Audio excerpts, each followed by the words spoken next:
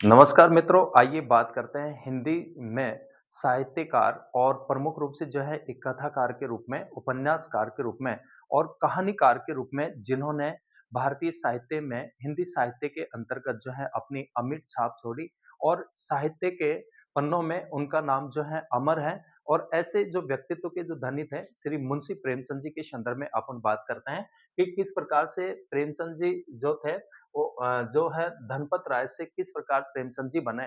तो मुंशी प्रेमचंद जी का जो वास्तविक जो नाम था, इनका जो असली नाम था, वो धनपत राय था। इनका जो जन्म होता है सन 1880 में उत्तर प्रदेश के वाराणसी जिले के लम्हई गांव में मुंशी प्रेमचंद जी का जो है जन्म हुआ। और इनके जो पिता थे वो डाकखाने में एक क्लर्क थे तथा केवल 20 रुपए इनको मासिक वेतन मिलता था। तो इस प्रकार से जो घर की जो स्थिति थी, इकोनॉमिक आर्थिक जो स्थिति थी, वो सामान्य थी।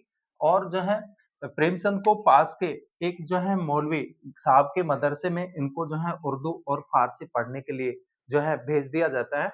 और जब ये 8 वर्ष के थे तब इनकी माता का देहांत हो गया था और पिता ने जो है दूसरा विवाह कर लिया था।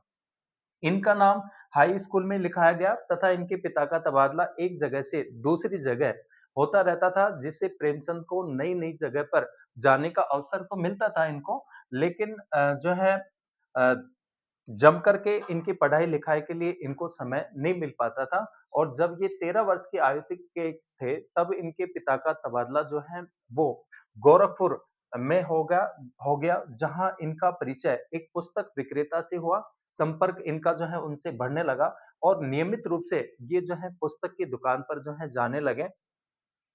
और दुकान पर पढ़ने के लिए इनको किस्सों व कहानी की पुस्तकें मिल जाती थी। इस प्रकार अध्ययन के प्रति इनकी रुचि बढ़ी और इन्होंने जो है अ, उर्दू के जो श्रेष्ठ उपन्यासकार थे, उपन्यासकारों की लगभग वे सभी पुस्तकें पढ़ डाली, जो उस दुकान में उपलब्ध थीं। और उनका मन जो था वो कथा शिल्प में पूरी तरह जो है डूब जाता है। इस प्रकार उनकी ज़िंदगी का रास्ता भी जो है बदलता गया, यानी ज़िंदगी का जो रास्ता था वो बदलने लगा। और जब ये 15 वर्ष के थे तब कक्षा 9 में पढ़ते थे, तब इनका जो है विवाह कर दिया जाता है मुंशी प्रेमचंद जी का। लेकिन जो है प्रेमचंद जी ने अ, इनके पिता की जो इच्छा थी, मुंशी प्रेमचंद जी के पिता की इच्छा थी कि वे एमए करके और वकील बने, पर विवाह के 1 वर्ष बाद ही इनके पिता का देहांत हो जाता है। तथा जो है परिवार का जो भार था वो पूरी तरह से जो है इनके कंधों पर आ पड़ा, मुंशी प्रेमचंद जी के कंधों पर आ जाता है पिता की मृत्यु के बाद में। लेकिन प्रेमचंद जी ने इस विषम परिस्थिति में भी हार नहीं मानी। मित्रों, जो है संघर्ष ज़िंदगी का आमंत्रण है और जो संघर्षों से लड़ता है, वो ही जीवन में आगे बढ़ता है। जितने भी महापुरुष हैं, उन सभी महापुरुषों ने संघर्ष को देखा है और संघर्ष के माध्यम से संघर्ष से लड़ कर के ही वो आगे बढ़े हैं। तो ऐसा ही जो है मुंशी प्रेमचंद जी का जो जीवन है वो भी संघर्ष भरा रहा है।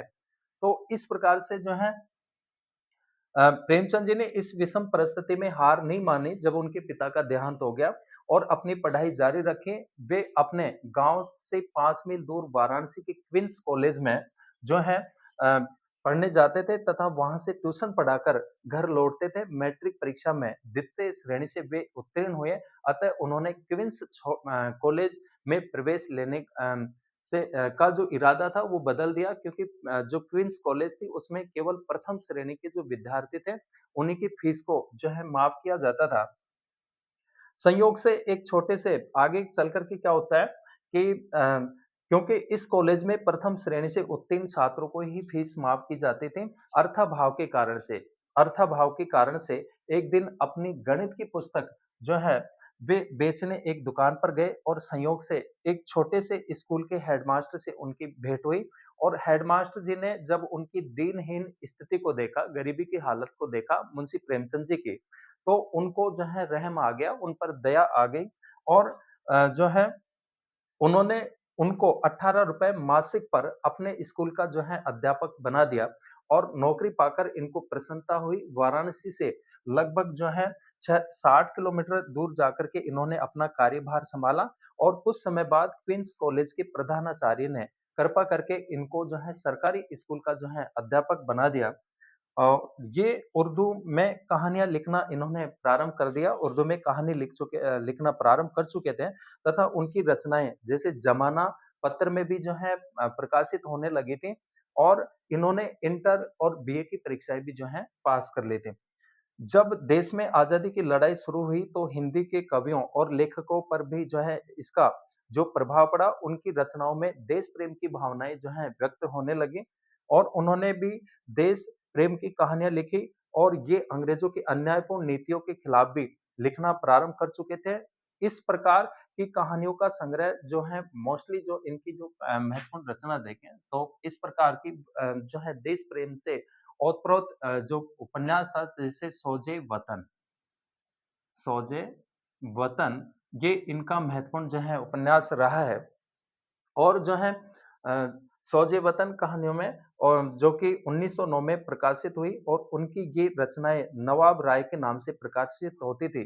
बाद में प्रेमचंद के नाम से लिखने लगे और इनका महत्वपूर्ण जो उपन्यास जैसे रंगभूमि इसके अलावा गोदान। तो इस प्रकार से जो है हिंदी साहित्य के अंतर्गत अपनी अमर और अमिट छाप छोड़ने वाले मुंशी प्रेमचंद जी थे।